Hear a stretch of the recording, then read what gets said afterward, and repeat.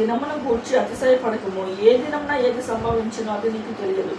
నీ నోరు కాదు అన్యుడే, నీ పెదవులు కాదు పరులే నిన్ను పొగడదగుదు. రాయి బరువు ఇసుక భారము, మూడుని కోపము ఈ రెండి కంటే బరువు. క్రోధము క్రూరమైనది, కోపము వరద వలె పొర్లునది. రోషము ఎదుట ఎవడు నిలవగలడు? లోలోపల ప్రేమించుట కంటే బహిరంగముగా గర్దించుట మేలు. మేలును కోరి స్నేహితుడు గాయములు చేను, పగవాడు లెక్కలేనని ముద్దులు పెట్టును. కడుపు నిండిన వాడు తేనె పట్టునైనను త్రొక్కివేను. ఆకలి కొనిన వాడిని చేదు వస్తువైనను తీయగా ఉండును.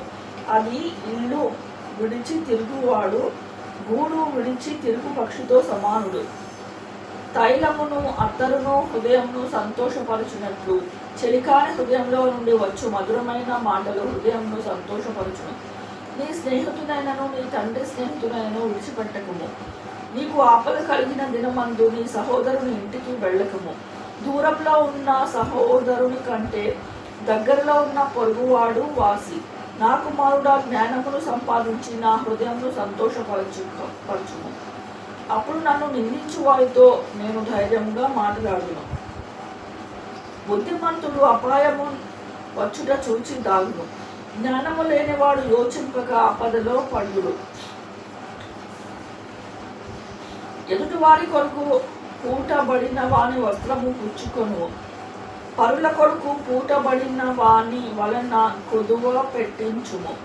వేకువనే లేచి గొప్ప శబ్దంతో తన స్నేహితుడిని దీవించు వాని దీవెన వానికి శాపముగా ఎంచబడును. ముసురు దినమున ఎడతెగక కారు నీళ్లును గయ్యాళి అయిన భార్యయు సమానము. దానిని అపజూచువాడు గాలిని అపజూచువానితోనూ తన కుడి చేత నూనె పట్టుకొను వానితోనూ సమానుడు. ఇనుప చేత ఇనుము పదునగును. అట్టు ఒకడు తన చెలికానికి వివేకము పుట్టించును. అంజూరపు చెట్టును పెంచువాడు దాని ఫలము తినును. తన యజమానుని మన్నించువాడు ఘనతనందును. నీటిలో ముఖము కనపడినట్లు ఒకరి మనసునకు మరొకరి మనసు కనపడును. పాతాళమునకు అగాధ కూపమునకు తృప్తి కానేరదు.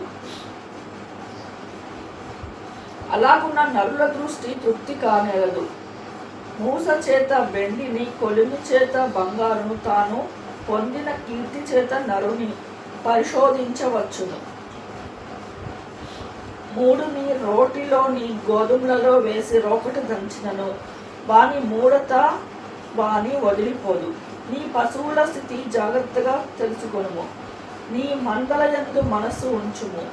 ధనము శాశ్వతము కాదు, కిరీటము తరతరములు ఉంటున్నా. ఎండిన గడ్డి